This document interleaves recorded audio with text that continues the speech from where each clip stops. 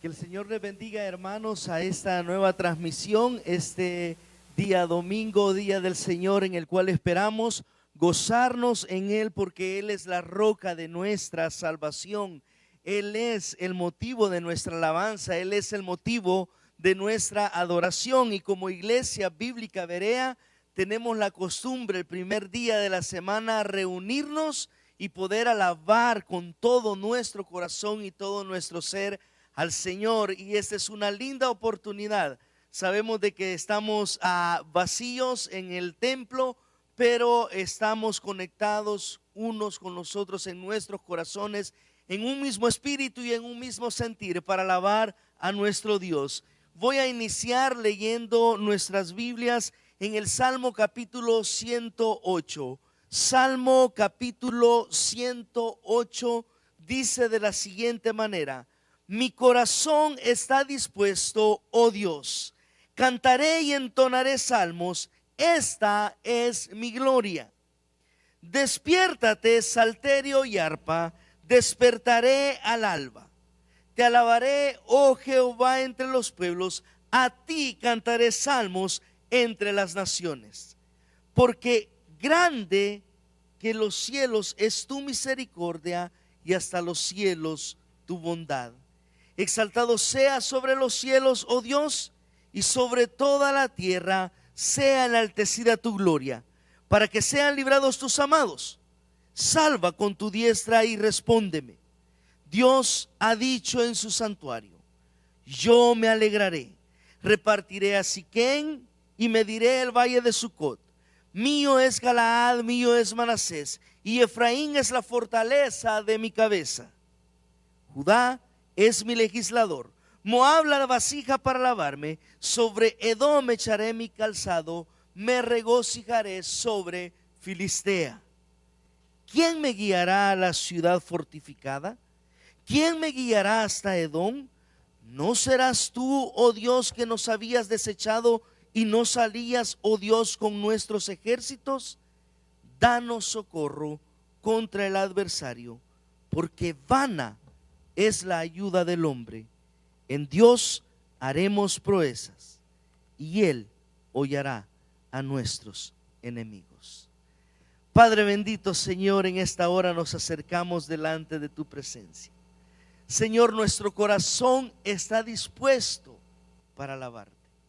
Nuestro corazón está firme en ti. Señor, queremos entonar salmos, queremos entonar los himnos, cánticos, porque esa es nuestra gloria.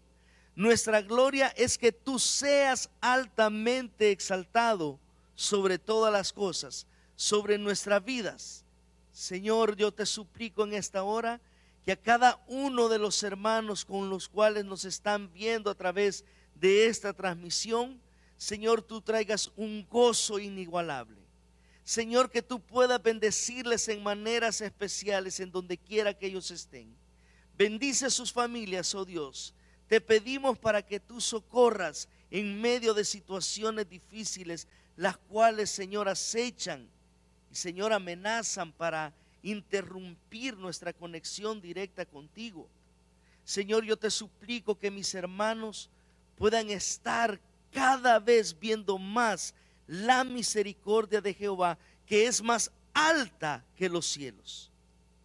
Señor, tu bondad llega hasta las alturas. Y Señor, yo te suplico que mis hermanos puedan ver esa fidelidad de parte tuya. Que si no hemos sido consumidos hasta el día de hoy, es únicamente por tu misericordia, por tu fidelidad, porque nuevas son cada mañana. Y Señor, esta mañana nos acercamos a ti, Señor, dándote las gracias, porque tú no has sido un padre el cual nos ha dejado abandonados. Tú has sido un padre cariñoso que nos ha dado lo suficiente y mucho más. Y Señor, en esta hora nosotros queremos venir como adoradores. Señor, queremos venir delante de ti y expresar nuestro corazón lleno de gratitud hacia aquel que merece la honra, la gloria. Señor, yo te suplico por mis hermanos que están fuera de entre nosotros. Nuestro hermano Miguel, sé tú con él, sé tú en su corazón, sé tú en su mente. Igualmente la familia Castillo, Señor, te suplicamos por ellos. Señor, yo te suplico, Padre, por otros hermanos que están sufriendo entre nosotros enfermedades, Señor, para que tú seas con ellos, que tú los abraces con tu gracia y con tu bondad. Te suplico, Padre, por la familia Casasola, para que tú les des, Señor, el consuelo que ellos necesitan. Te suplico especialmente por Angélica, para que tú seas, Señor, con ella. Señor, gracias, porque eres bueno. Gracias, Señor, porque podemos confiar plenamente en ti. Porque vana es la ayuda del hombre, pero en ti, oh Dios, dice el salmista, haremos proezas. Señor, en ti haremos proezas en medio de situaciones difíciles. Señor, tú habilitarás nuestro corazón. En medio del dolor, en medio de la preocupación, tú habilitas nuestro corazón para que nuestra alabanza llegue delante de ti como olor fragante. Te lo pedimos, oh Señor, en el nombre de Jesús. Amén y amén.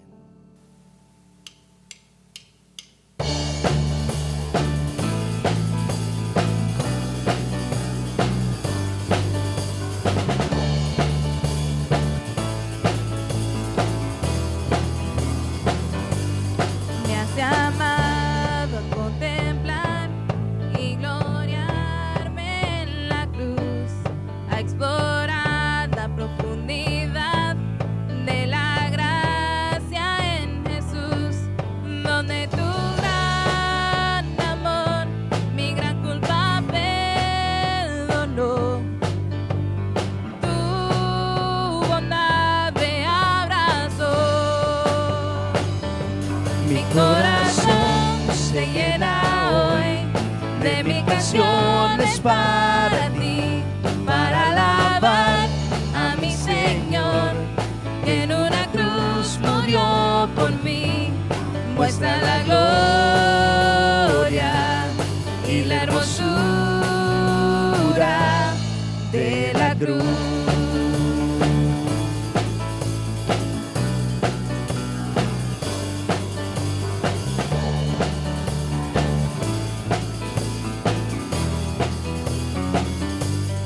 Gozo eterno al pecador por las llagas que él sufrió y la sangre que vertió, santa ira removió.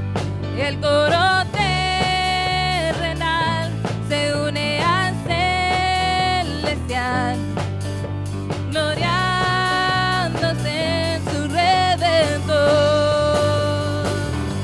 Mi corazón se llena hoy de mil canciones para ti, para alabar a mi Señor, que en una cruz murió por mí. Muestra la gloria y la hermosura, muestra la gloria y la hermosura,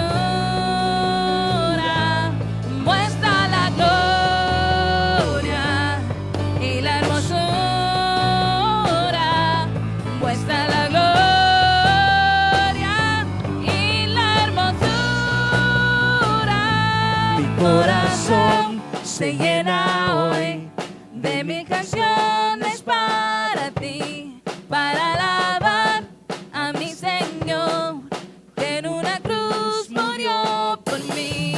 Mi corazón se llena hoy de mil canciones para ti, para alabar a mi Señor, que en una cruz murió por mí. Muestra la gloria y la hermosura.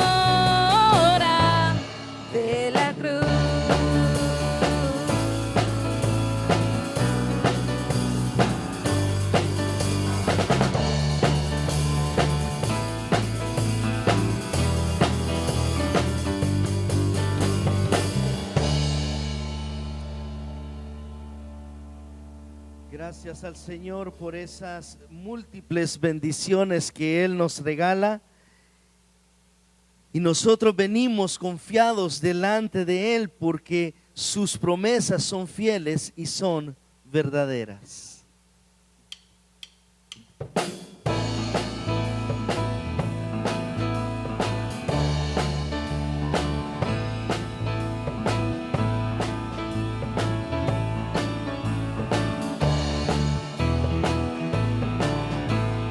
Todas las promesas del Señor Jesús son apoyo poderoso de mi fe.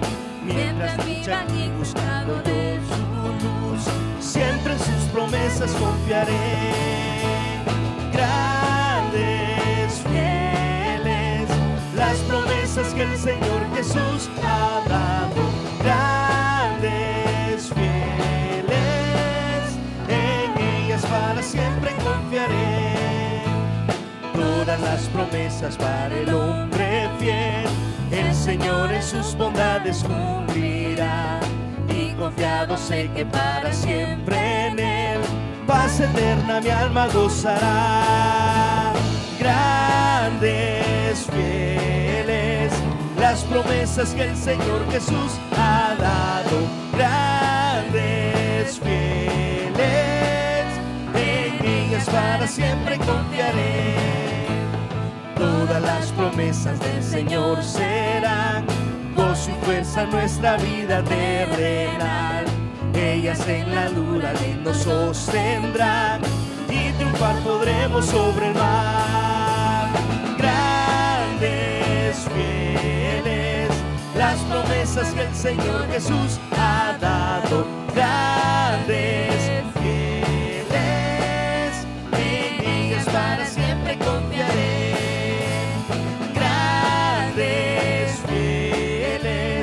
Las promesas que el Señor Jesús ha dado. Grandes, fieles, en ellas para siempre confiaré. Grandes y fieles las promesas que nuestro Señor Jesús nos ha dado.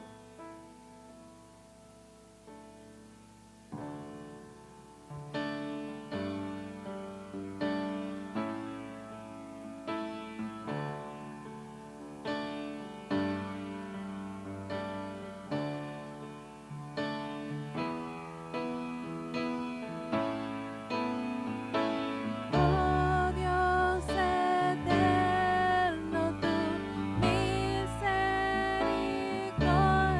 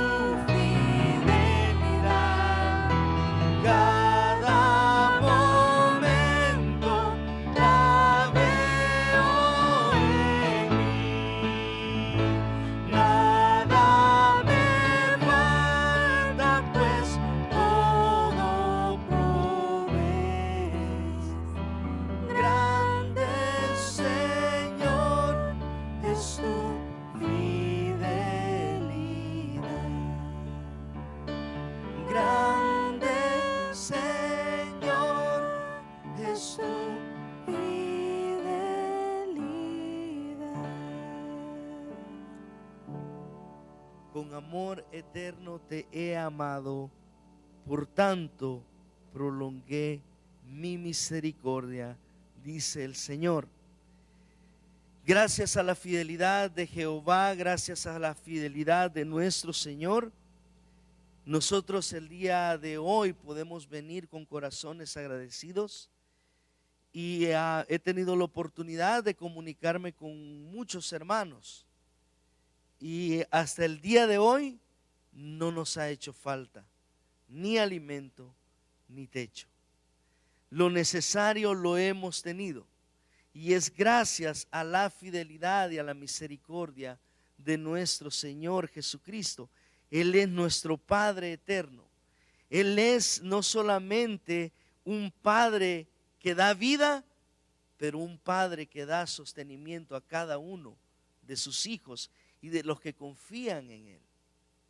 Así que mis hermanos, en esta hora vengo delante de cada uno de ustedes en el amor del Señor, y usted quizás tiene el deseo de dar sus ofrendas y sus diezmos y traerlos al Señor en adoración. Y yo quiero que podamos juntos hacer esta acción de adoración. Yo sé de que no estamos presentes, yo sé de que hay mucho impedimento, pero mis amados hermanos, hay opciones viables en las que nosotros podemos venir y mantenernos fieles en nuestros diezmos y nuestras ofrendas. Una de ellas es traerlo directamente a la iglesia y depositarlo en el buzón, y la otra es a través de la aplicación Zelle, una aplicación que va directamente de banco a banco, y usted lo puede hacer en una manera inmediata y segura.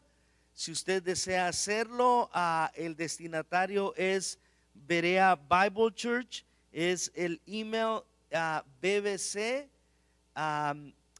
Finan, BBC Finan como finanzas, pero finan @gmail.com, BBC Finan @gmail.com, y usted puede hacer el depósito directamente de su cuenta de banco a la cuenta de la iglesia.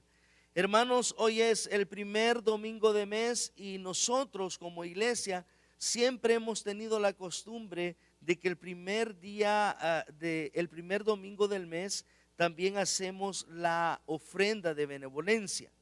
Si usted también, hermano, desea, si el Señor toca su corazón y desea también el venir y dar en este momento para las ofrendas de benevolencia, hemos identificado una necesidad en el país de Honduras, y queremos nosotros animarlos a que podamos nosotros ser también proveedores de otros que tanto lo necesitan en esta hora, en este día, y queremos nosotros, hermanos, enviar una ofrenda de benevolencia a este país centroamericano, para que podamos nosotros ser fuente también de bendición, un puente de bendición, un puente en el que Dios pueda proveer lo necesario a otros hermanos.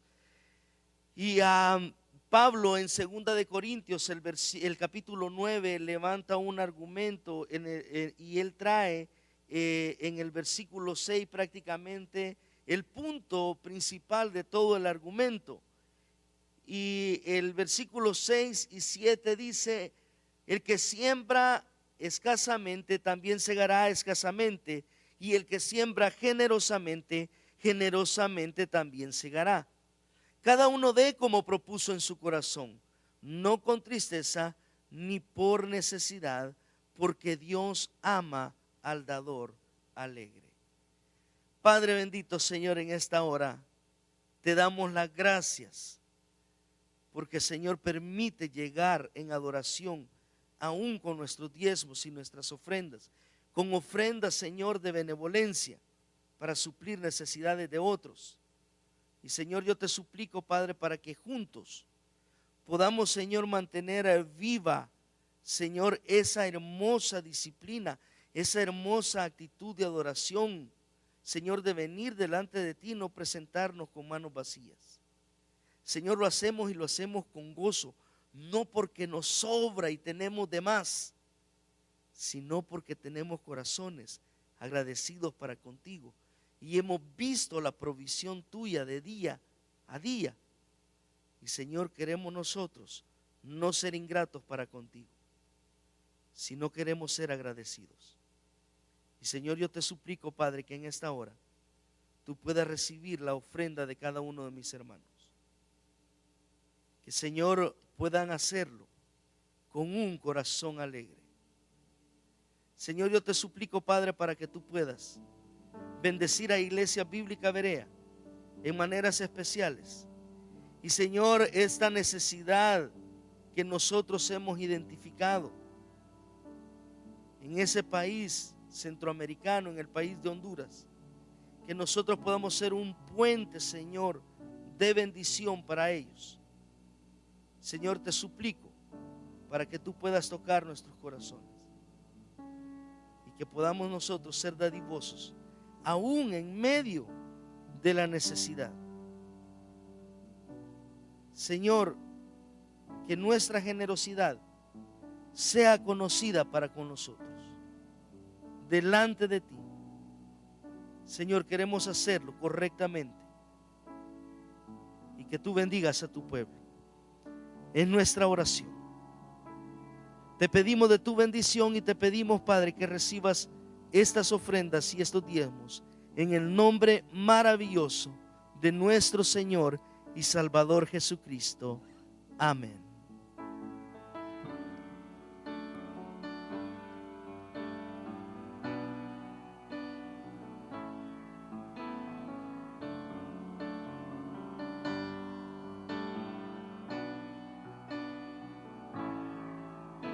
Señor, mi redentor y roca, gran tesoro de mi corazón.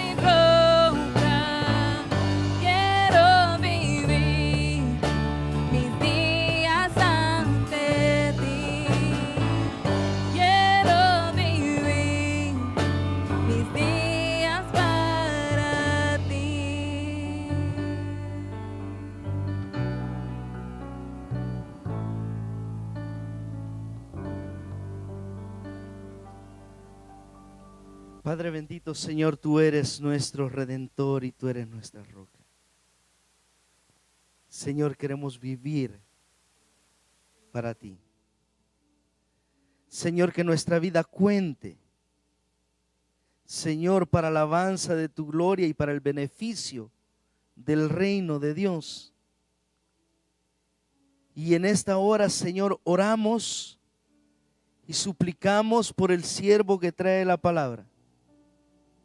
El apóstol Pablo le escribe a los tesalonicenses en su segunda carta, en el capítulo 3,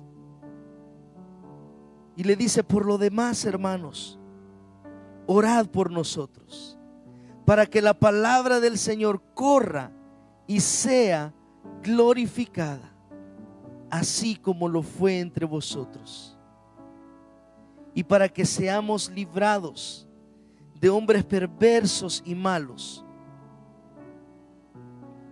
porque no es de todos la fe, pero fiel es el Señor, que os afirmará y guardará del mal. Señor, en esta hora te pedimos para que tu palabra, Señor, corra y sea altamente glorificada. Señor, te suplicamos por tu siervo, para que tú lo bendigas, Señor, y que en esta hora toda la preparación que él ha hecho, Señor, no sea en vano, sino que pueda caer, Señor, en tierra fértil, en tierra que desea la palabra del Señor, como una tierra árida esperando el agua. Y que, Señor, cuando caiga en nuestros corazones, pueda traer un fruto de alabanza y de gloria para tu nombre. Te suplico, Padre, por nuestro hermano Lucas en esta hora. Sé tú con él y que bendiga a tu pueblo a través de la exposición de tu palabra, y que el nombre de Cristo sea altamente glorificado. Y en ese nombre te lo pedimos. Amén y amén. Nuestro hermano Lucas en esta hora.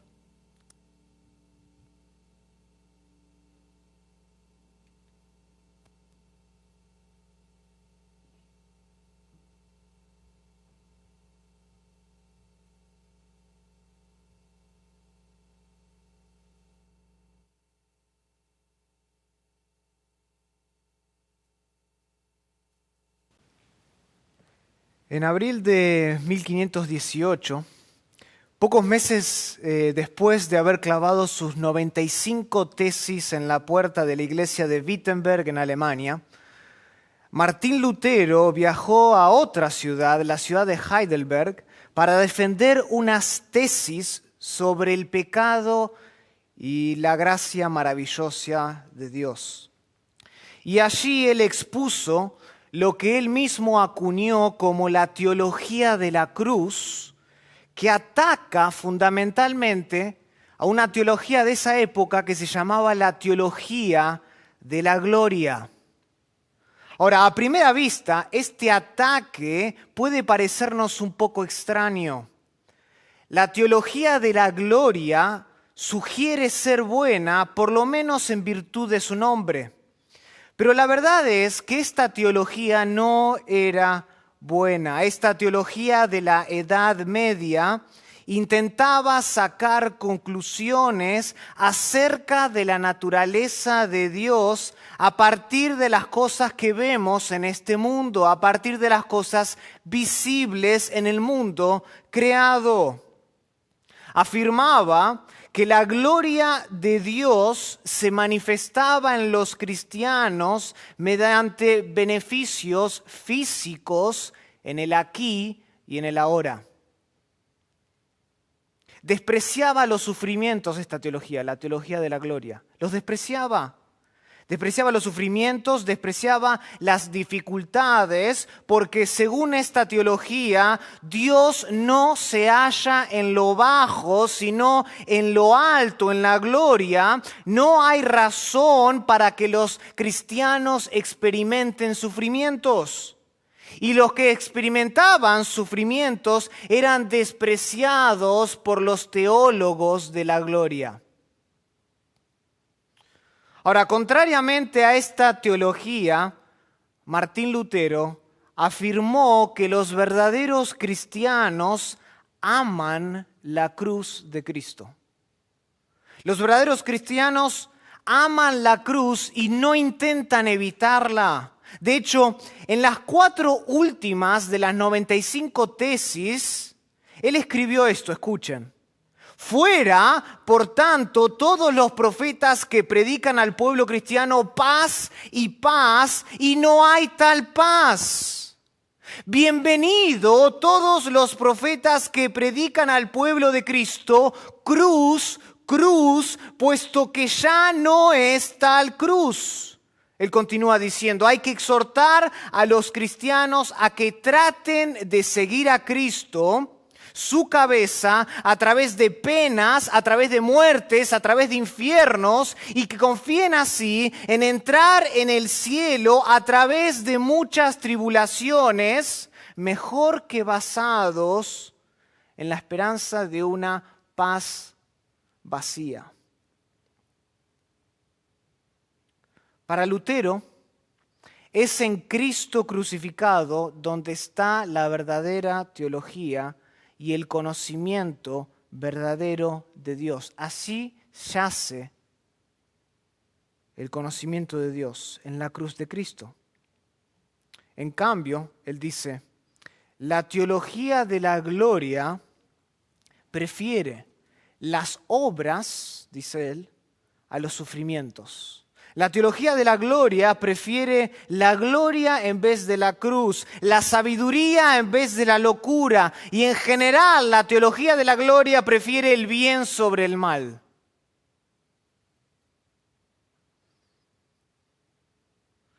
Desafortunadamente, la teología de la gloria no desapareció con la publicación de las tesis de Heidelberg en 1518. No desapareció esa teología. Esta teología sigue vigente hasta el día de hoy, pero bajo otro nombre mucho más seductivo.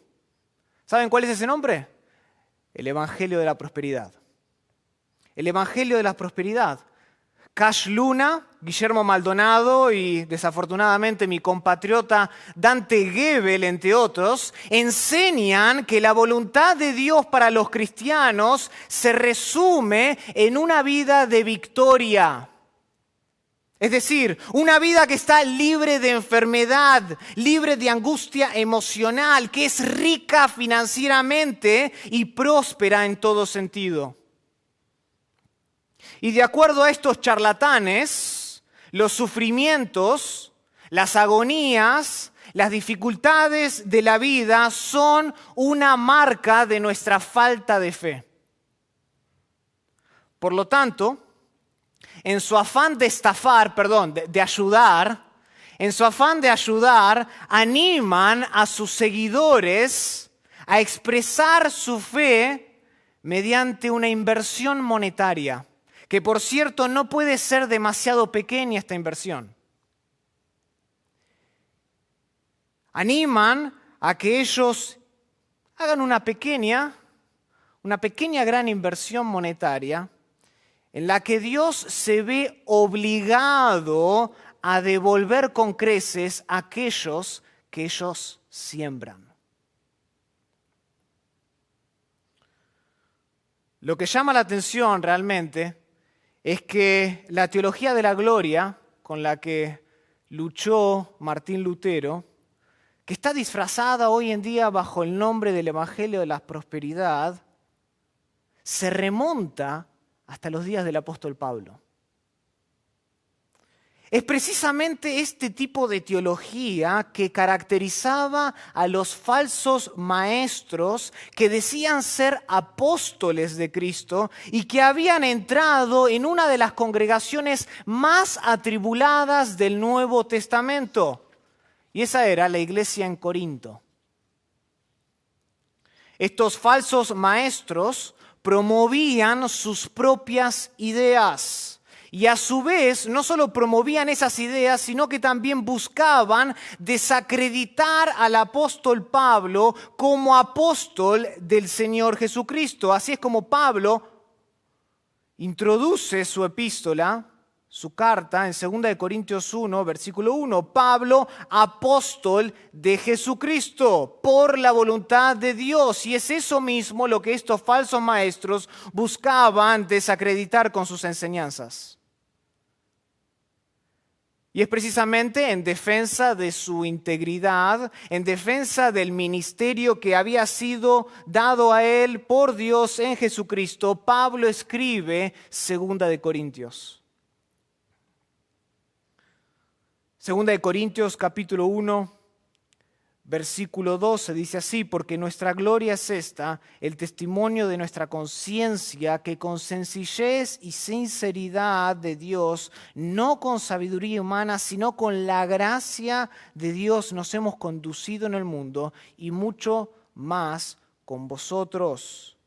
Porque no os escribimos otras cosas de las que leéis o también entendéis, y espero que hasta el fin las entendáis. Noten, el testimonio de nuestra conciencia, sencillez, sinceridad de corazón.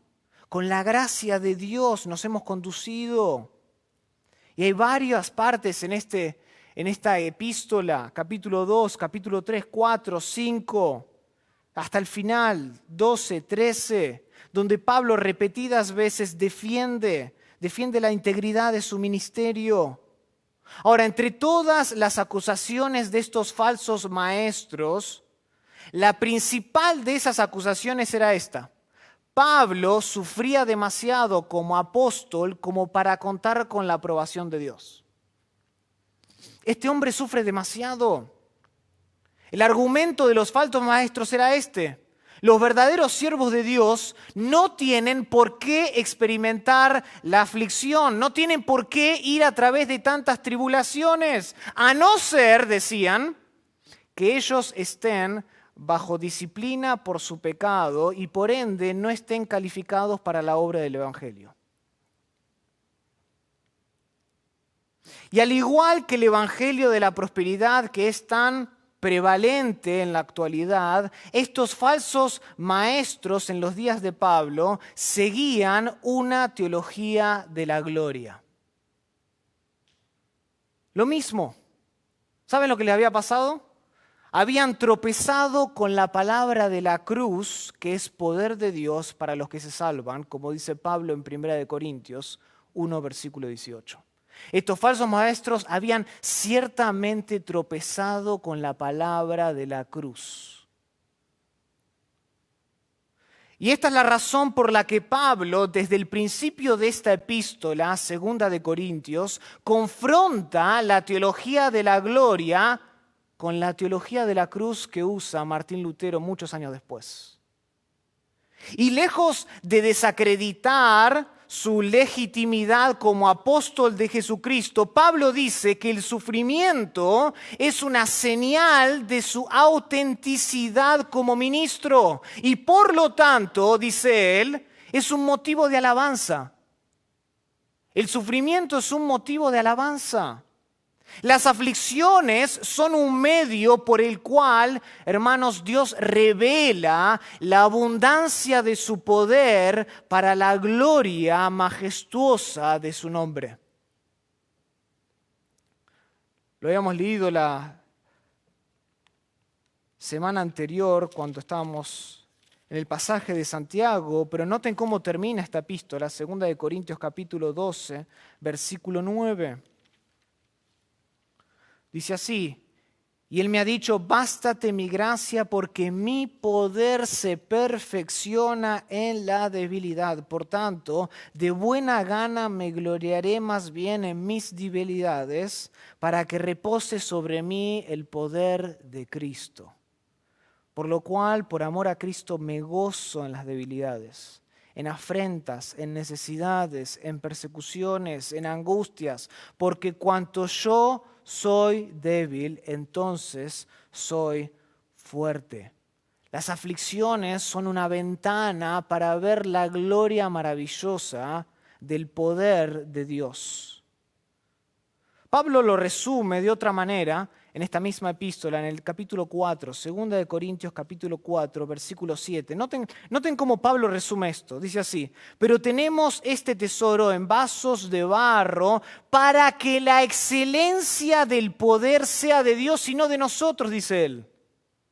Que estamos atribulados en todo, mas no angustiados, en apuros, mas no desesperados, perseguidos, mas no desamparados, derribados, pero no destruidos, llevando en el cuerpo siempre por todas partes la muerte de Jesús, para que también la vida de Jesús se manifieste en nuestros cuerpos.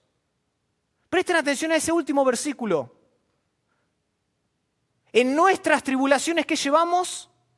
El cuerpo, la muerte de Jesús llevamos en nuestros cuerpos. ¿Para que qué? Para que la excelencia del poder de Dios sea manifestado. Y una de las maneras, hermanos, en que la vida de Jesús, la muerte de Jesús y la vida de Jesús se manifiestan en nuestros cuerpos es por medio de la consolación.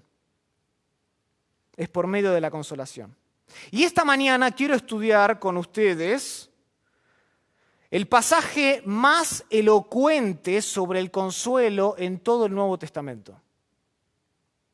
El pasaje más elocuente sobre el consuelo en todo el Nuevo Testamento.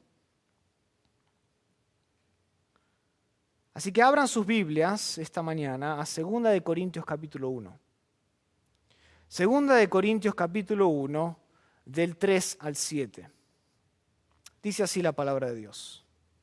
Bendito sea el Dios y Padre de nuestro Señor Jesucristo, Padre de misericordias y Dios de toda consolación, el cual nos consuela en todas nuestras tribulaciones, para que también nosotros podamos consolar a los que están en cualquier tribulación, por medio de la consolación con que nosotros somos consolados por Dios. Porque de la manera que abundan en nosotros las aflicciones de Cristo, así abunda también por Él mismo Cristo nuestra consolación. Pero si somos atribulados, es para vuestra consolación y salvación. O si somos consolados, es para vuestra consolación y salvación, la cual se opera en el sufrir las mismas aflicciones que nosotros también padecemos. Y nuestra esperanza respecto de vosotros es firme, pues sabemos que así como sois compañeros en las aflicciones, también lo sois en la consolación.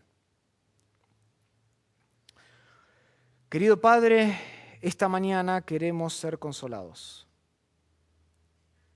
Esta mañana venimos a ti en búsqueda del consuelo divino. Y qué mejor que hacerlo a través del estudio de tu palabra, de la revelación divina, de la revelación suficiente, la cual instruye y vivifica nuestra alma.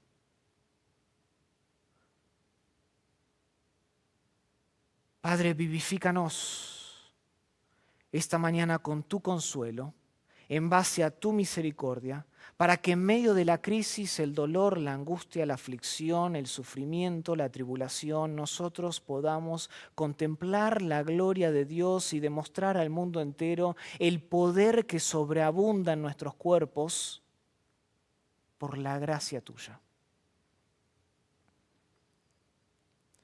Padre, danos de tu gracia para entender el texto, para trazarlo con precisión y para aplicarlo a nuestra vida lo más pronto posible. Pedimos todo esto en el nombre de Cristo Jesús. Amén. Amén. 2 de Corintios capítulo 1, 3 al 7. ¿Y por qué quiero ver este pasaje? Porque si bien toda la epístola trata con este aspecto de la consolación, este es el pasaje del Nuevo Testamento que, como leí, un comentarista lo trata como el más elocuente de todo el Nuevo Testamento. Y aquí Pablo describe cuatro elementos de la consolación que vienen de parte de Dios. 4 elementos de la consolación divina que imparten un gozo genuino en medio de cualquier crisis que podamos atravesar. 4 elementos. El primer elemento de la consolación divina que debemos entender es este. Lo primero que debemos entender es la persona detrás de la consolación. La persona detrás de la consolación. Y eso está en los versículos 3 al 4. La persona detrás de la consolación. Después del saludo inicial que Pablo hace en los primeros 2 versículos de esta epístola, Pablo comienza el cuerpo de la epístola con una expresión de adoración a la persona que está detrás del consuelo. ¿Quién es esa persona? Versículo 3. El Dios y Padre de nuestro Señor Jesucristo. El Dios y Padre de nuestro Señor Jesucristo. A pesar de todos los problemas que Pablo estaba experimentando, de toda la angustia, de todas las acusaciones de estos falsos maestros, el corazón de Pablo rebosa de alabanza al único Dios verdadero, a quien él considera, noten, como bendito. Bendito es el Dios y Padre de nuestro Señor Jesucristo. De hecho, esta no es la única vez que Pablo utiliza esta frase. Pablo la vuelve a utilizar en Efesios capítulo 1, versículo 3. Bendito sea el Dios y Padre de nuestro Señor Jesucristo, que nos bendijo con toda bendición espiritual. Y no solo Pablo, sino Pedro también utiliza esta frase en 1 de Pedro 1:3.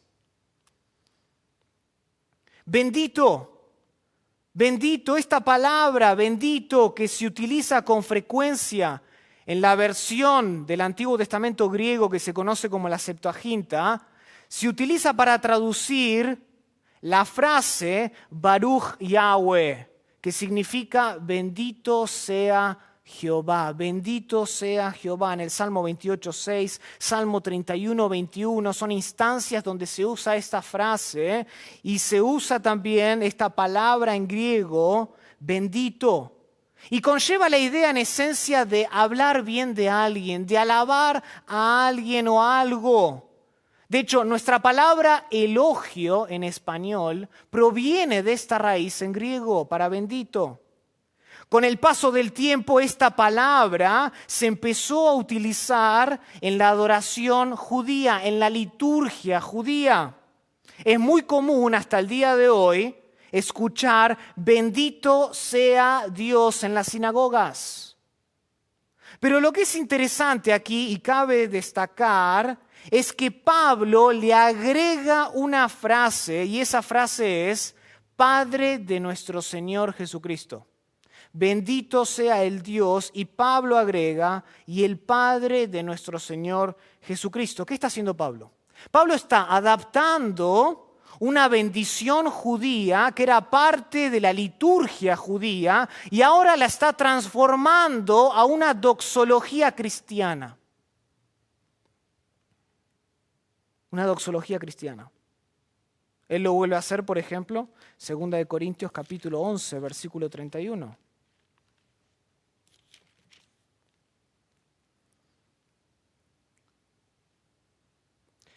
Si es necesario gloriarse, me gloriaré en lo que es de mi debilidad. El Dios y Padre de nuestro Señor Jesucristo, quien es bendito por los siglos, sabe que no miento. Romanos capítulo 15, versículo 6, vuelve a usar la misma Padre, el Dios y Padre de nuestro Señor Jesucristo. Y acabamos de leer Efesios 1:3. Esto ya era parte del lenguaje común de Pablo, él ya lo había adaptado. Y esto quizás a nosotros no nos parezca muy importante, pero sí lo es, hermanos. El hecho de que Pablo adapte esta bendición judía, esta liturgia judía, esta frase, y la transforme en un acto de adoración cristiano, agregando las palabras Padre de nuestro Señor Jesucristo, sí es importante. ¿Qué quiere decir Pablo? Pablo está diciendo que con el cumplimiento del tiempo, a Dios, hermanos, ya no se lo alaba simplemente por ser el Dios de Abraham, el Dios de Isaac y el Dios de Jacob, sino que además a ese mismo Dios ahora se lo alaba como el Dios y Padre de nuestro Señor Jesucristo. A través de Jesucristo, Todos, tanto judíos como griegos, tenemos entrada al Padre, como dice Efesios 2:18. Todos. Pero solo los que confían en Jesucristo pueden adorar a Dios verdaderamente. Juan 14:6, ¿no? El camino, la verdad y la vida. Nadie puede venir al Padre si no es por mí. Nadie puede adorar genuinamente al Padre si no es a través de Jesús. No basta con identificarse con el Dios de Abraham, el Dios de Isaac, el Dios de Jacob. Si uno rechaza a Jesucristo como hijo, no puede tener a Dios como su Padre. Ese es el punto de 1 de Juan 2:23. 1 de Juan 2:23. Todo aquel que niega al Hijo tampoco tiene al Padre. El que confiesa al Hijo como Señor, se sobreentiende, tiene también al Padre. Esto es importante. Desde el principio, Pablo, adorando a la persona detrás de la consolación, establece las bases para adorarlo. Y es a través del Señor Jesucristo. Es a través del Señor Jesucristo. Y tú no puedes tener a Dios como Padre si no tienes a Jesucristo y le adoras a Él como tu Señor. Ahora noten que esta expresión aquí de adoración, este acto de alabanza de Pablo en el versículo 3 en adelante, está compuesta de dos elementos. Pablo alaba dos elementos de Dios. El primer elemento que quiero que veamos es el carácter de Dios. El carácter de Dios. Pablo alaba a Dios por lo que Él es. Lo describe como el ¿qué? Como el Padre de misericordia, más específicamente. Versículo 3. Bendito sea el Dios y Padre de nuestro Señor Jesucristo, Padre de misericordias. O sea, Dios se caracteriza por ser en su propia esencia un Padre de profunda misericordia. Y la palabra aquí plural, misericordias, observen, enfatiza que Dios es la fuente, Dios es el origen de esa bondad benevolente que siempre sobreabunda y nunca falta. La misericordia de Dios siempre sobreabunda y nunca falta. Y este atributo de su divino ser, de su esencia, emana de manera natural, en conformidad al carácter que Él tiene como Padre. Y de hecho se destaca de sus demás perfecciones o atributos divinos. Cuando Dios se le revela, se le aparece a Moisés, recuerdan en Éxodo capítulo 34, el primer atributo que se destaca de su ser divino es justamente su misericordia. Éxodo capítulo 34, versículo 6 dice así: Jehová, Jehová, Dios misericordioso, el primer atributo en la lista. Dios misericordioso y piadoso o clemente, tardo para la ira y grande en misericordia y verdad. Ante una serie de castigos de parte de Dios por haber censado al pueblo, el rey David le dice al profeta Gad, escuchen, en 2 de Samuel capítulo 24, versículo 14, en grande angustia estoy, caigamos ahora en la mano de Jehová. ¿Por qué? ¿Cuál es la razón? Porque sus misericordias son muchas. Porque sus misericordias son muchas, mas no caiga yo en manos de hombres, dice el rey David.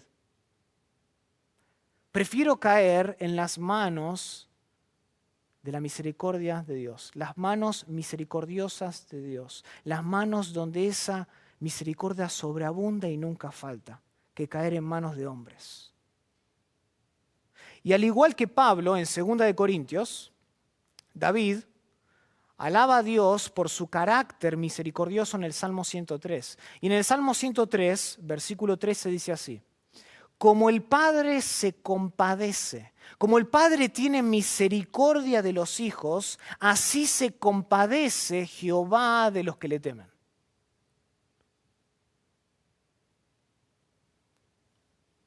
Todos estos versículos ya sea Éxodo 34, 2 de Samuel 24, Salmo 103, todos estos versículos, y hay muchos más que podríamos leer, apuntan a la realidad contundente de que Dios es, en su esencia, Padre de muchas misericordias. Dios es Padre de muchas misericordias. Su propio carácter divino demanda que de Él mismo destile misericordia para sus hijos. Su carácter lo demanda. Él es la fuente, Él es el origen de todas las misericordias que recibimos en medio del sufrimiento de las aflicciones. Él es el punto de origen. Y para reforzar esta idea del carácter de Dios, de su ser, de su esencia, Pablo añade una segunda frase al final del versículo 3. ¿Y cuál es esa frase? Dice así: Padre de misericordias y Dios de toda ¿qué? Dios de toda consolación. Dios de toda consolación. Esta palabra, la palabra consolación, es muy importante en esta epístola, hermanos. Aparece en muchas partes. Aparece en el capítulo 2, 5, 6, 7, capítulo 8, capítulo 9, capítulo 10, capítulo 12, capítulo 13. En cierto sentido, 2 de Corintios es una epístola de consolación. Eso es lo que 2 de Corintios es, una epístola de consolación. Pero esta palabra es aún mucho más importante en este pasaje. En el capítulo 1, del 3 al 7, aparece un total de 10 veces esta palabra en estos versículos. Un total de 10 veces esta palabra. O sea, indudablemente la consolación es el tema principal de este pasaje, que tiene, por cierto, connotaciones mesiánicas. ¿Qué quiero decir con eso? Pablo repite esta palabra nada más y nada menos que 10 veces, ya sea como un sustantivo o como un verbo, y lo hace con intención. Hay una intención detrás.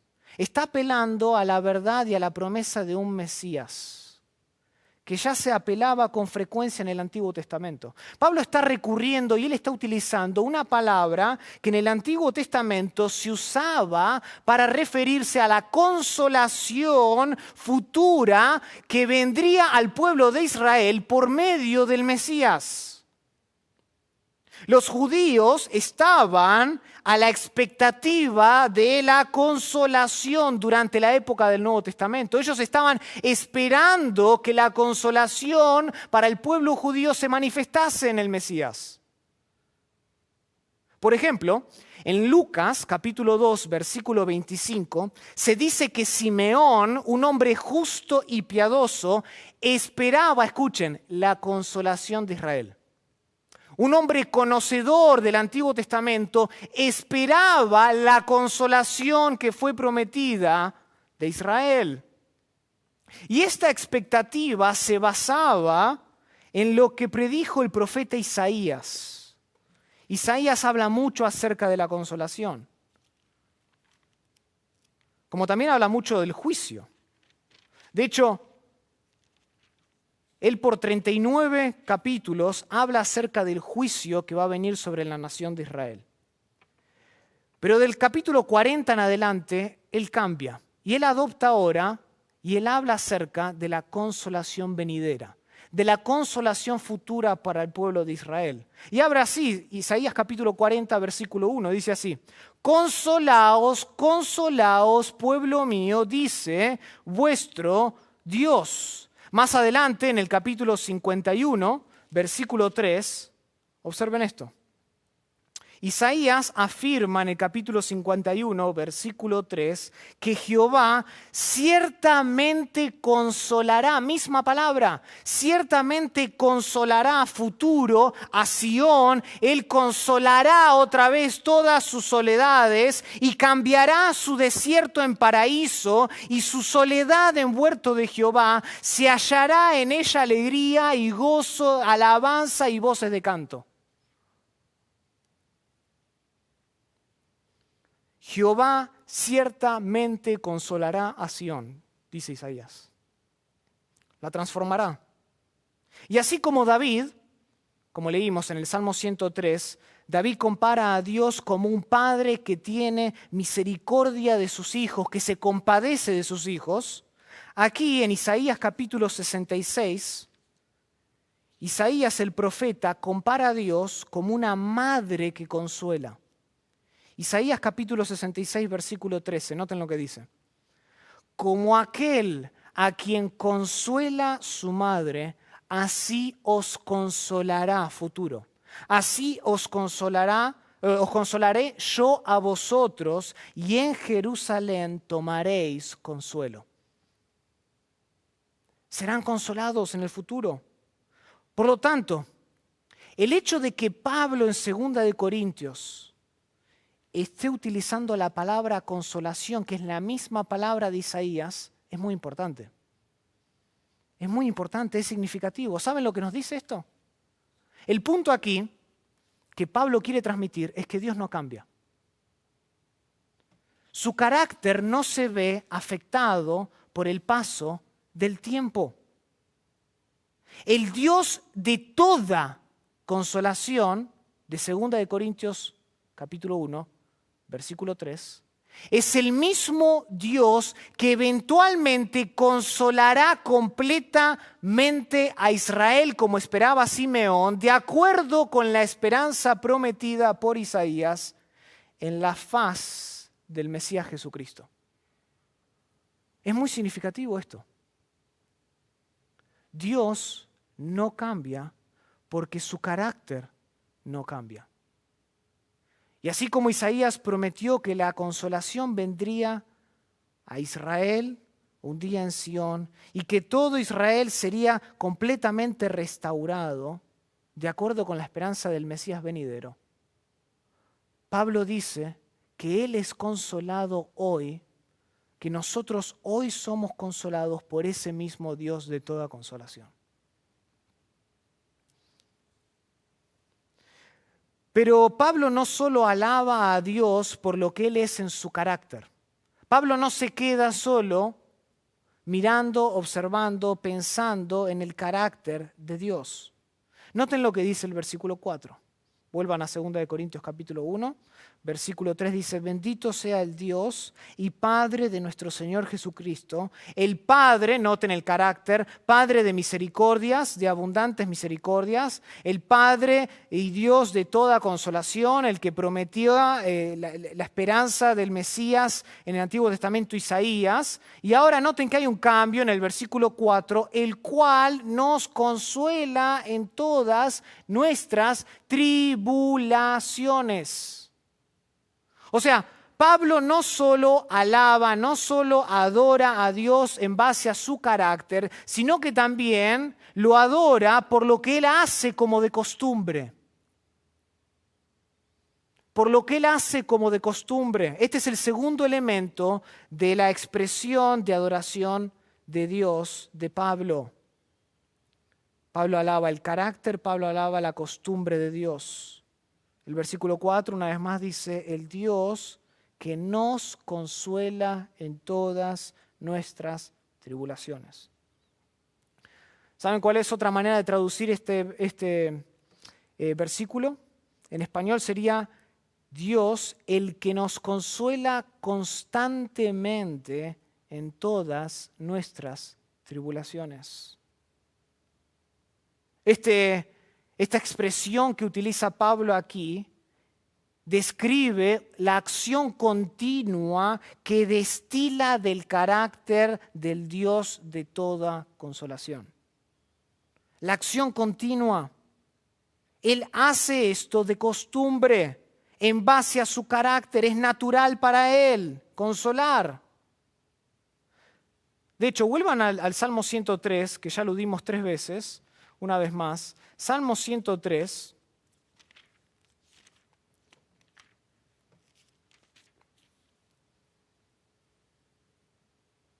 Porque en el Salmo 103, David utiliza la misma expresión en referencia a otros atributos, a otras perfecciones divinas.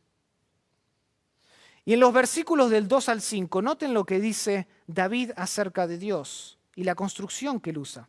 Dice así: bendice alma mía a Jehová y no olvides ninguno de sus beneficios. Noten esto: Él es el que perdona todas tus iniquidades. Él es el que sana todas tus dolencias. Él es el que rescata del oso tu vida. Él es el que te corona de favores y misericordias. Él es el que sacia de bien tu boca, de modo que te rejuvenezcas como el águila. Misma expresión. No necesariamente el mismo verbo consuelo, pero sí es la misma expresión. Para David en el Salmo 103, Dios es el que perdona, Dios es el que sana, Dios es el que rescata, Dios es el que te corona, Dios es el que sacia. Y para Pablo, Dios es el que consuela. Punto.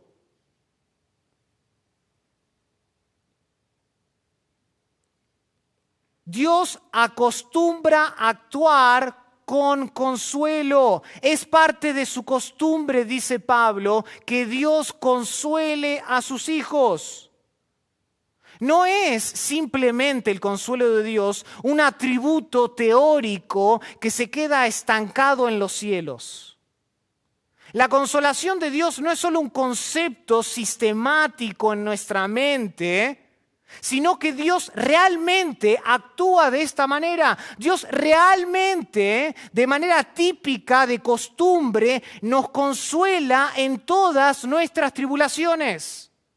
Se lo conoce por hacer eso a Dios, se destaca por hacer eso. Y sabemos esto no solo por revelación divina, sino también por experiencia. Ese es el punto. Nosotros sabemos que Dios consuela no solamente porque Él dijo que iba a consolar, que Él dijo que iba a consolar a Israel, al pueblo de Israel en Sión, que Él dijo que iba a enviar la consolación mediante el Mesías. No solo lo conocemos porque Él lo prometió, porque lo reveló, sino que también porque lo experimentamos. Porque Dios nos ha consolado una y otra vez, dice Pablo. De hecho, más adelante en esta misma epístola, noten, capítulo 7, versículo 6, lo que dice Pablo. Pero Dios, que consuela a los humildes, noten, pero Dios, el que consuela constantemente a los humildes, noten lo que dice, nos consoló con la venida de Tito. No solo lo sé teóricamente, sino que realmente me ha consolado con la venida de Tito.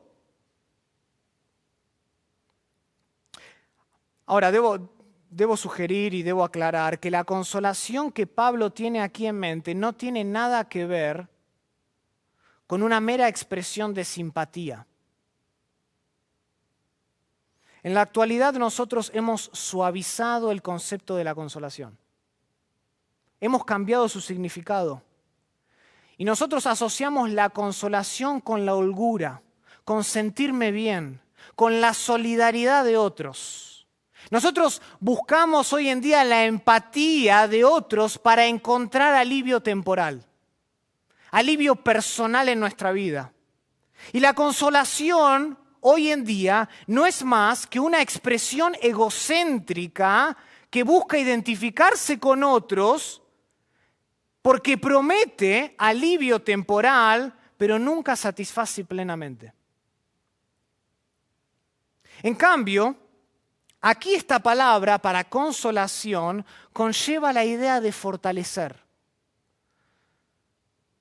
Conlleva la idea de fortalecer, de impartir valor para enfrentar las pruebas de la vida con una perseverancia inquebrantable de la fe. ¿Recuerdan Santiago capítulo 1? De los versículos 2 al 4.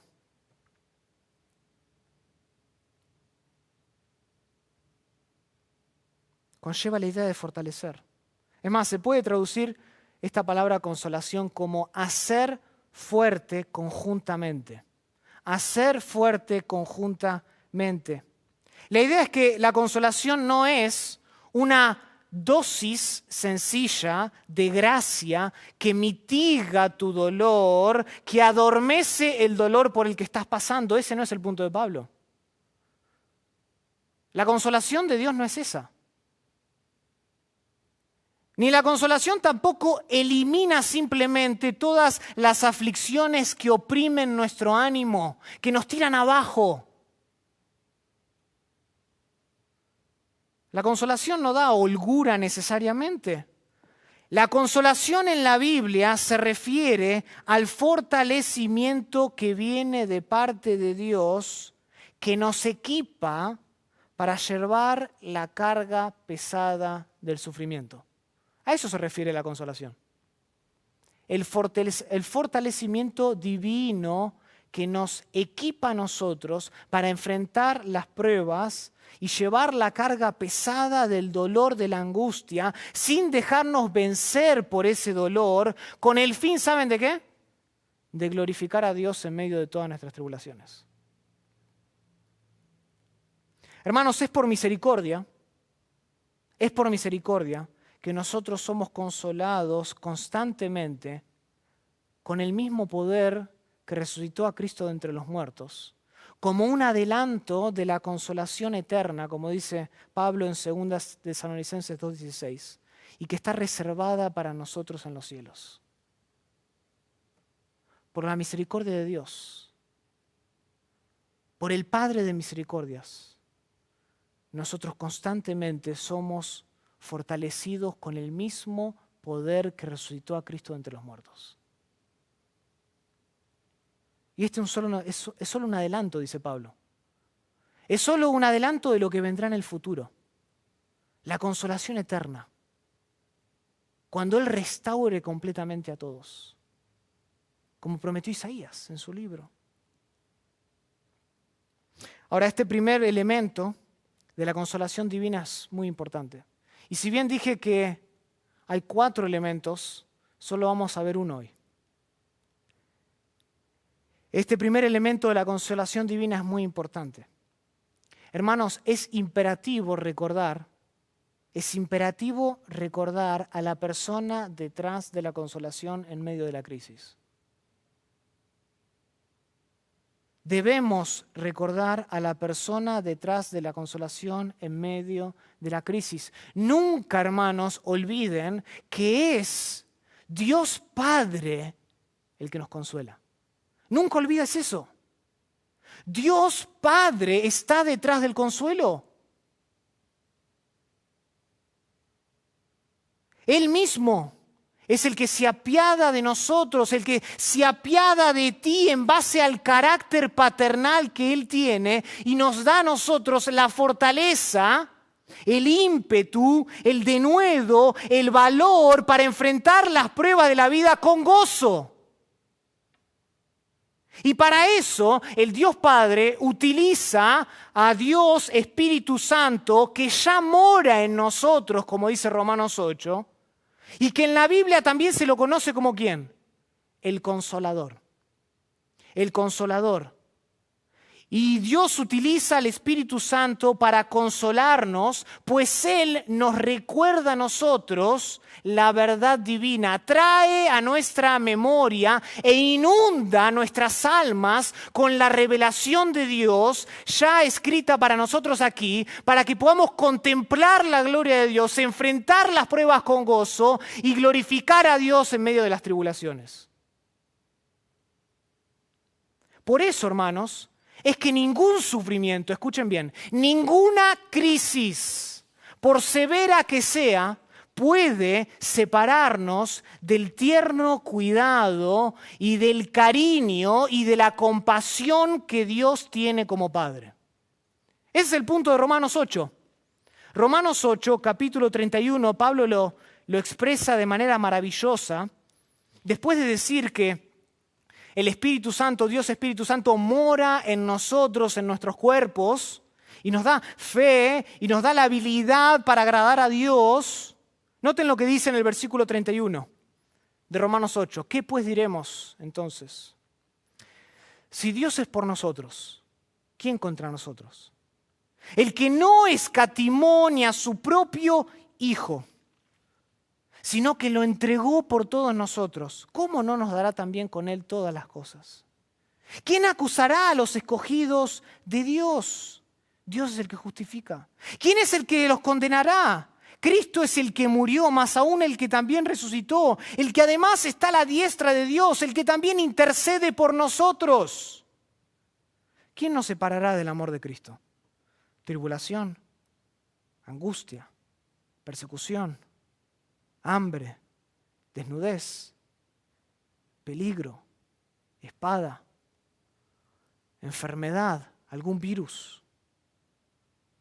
Como está escrito: por causa de ti somos muertos todo el tiempo, somos contados como ovejas de matadero. Antes, en todas estas cosas, somos más que vencedores por medio de aquel que nos amó. Somos más que vencedores por medio de aquel que nos amó. Noten ahí el énfasis, muy distinto a lo que el Evangelio de la Prosperidad y la Teología de la Gloria prometen. El Evangelio de la Prosperidad promete que serás un vencedor y serás victorioso cuando no tengas tribulaciones ni sufrimiento. Pablo dice lo contrario. Por lo cual estoy seguro de que ni la muerte, ni la vida, ni ángeles, ni principados, ni potestades, ni lo presente, ni lo porvenir, ni lo alto, ni lo profundo, ni ninguna otra cosa creada nos podrá separar del amor de Dios que es en Cristo Jesús, Señor nuestro. Nada nos puede separar.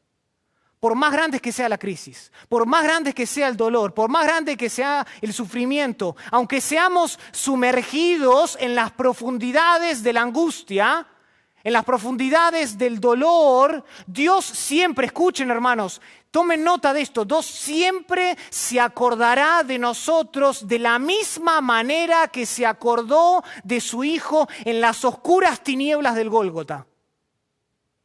Dios siempre se acordará de nosotros. Así como se acordó de su Hijo en el Gólgota, a quien ahora, como dijo Pablo en Romanos 8, y Juan dice en 1 de Juan 2.1, tenemos por abogado, o otra manera de traducirlo es consolador. Dios Padre es nuestro consolador, Dios Hijo es nuestro consolador, Dios Espíritu Santo es nuestro consolador. Nuestro trino Dios es un consolador trino que será mañana quien dice ser hoy y hará lo que promete hacer como de costumbre porque no fluctúa su carácter. Y esta, hermanos, es la razón por la que Pablo está profundamente agradecido y estalla en gozo y lo bendice a Dios desde el principio, a pesar de cómo lo estaban acusando con mentiras en su ministerio. Pablo estalla de gozo, pues si al fin y al cabo, hermanos, nuestra teología de la cruz magnifica el poder supremo de la gracia de Dios para la gloria de su nombre. La teología de la cruz magnifica el poder supremo de la gracia de Dios para la gloria de su nombre. Bástate mi gracia, porque mi poder se perfecciona en la debilidad. Por tanto, de buena gana me gloriaré, más bien en mis debilidades, para que repose sobre mí no la holgura, no el confort, no el relajo, sino el poder de Dios para la gloria de su nombre. Oremos. Querido Padre, increíble pensar, es increíble pensar que utilizas la crisis, el sufrimiento, el dolor, la angustia, la tribulación para exaltar tu nombre en nuestras vidas. Y la muerte de Jesús y la vida de Jesús están presentes en nosotros a través de la consolación que viene de ti.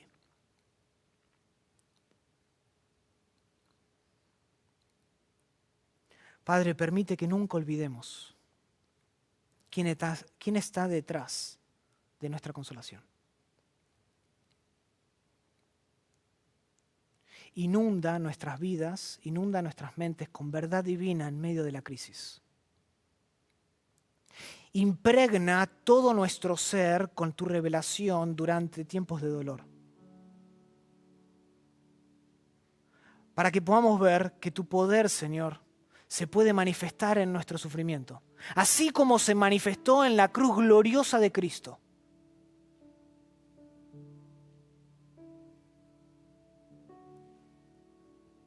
Y en el momento tal vez de más oscuridad que este mundo pudo tener, cuando las tinieblas rodeaban el Gólgota, Padre, tú te acordaste de tu Hijo. Y prometes acordarnos de nosotros en virtud de Él. Qué maravilloso eres, Padre. Tu carácter nunca cambia y tu costumbre nunca cambia. Nos consuela hoy como nos consolaste ayer y nos consolarás mañana, porque esto es lo que haces, esto es lo que prometes, y esto es lo que prometes hacer hasta que la consolación eterna se manifieste en Jesús. Permítenos atesorar eso, esa verdad en nuestros corazones, para enfrentar las pruebas de la vida con gozo. Porque tu poder se manifiesta en nosotros para tu gloria. Pedimos todo esto en el nombre maravilloso de Jesús. Amén.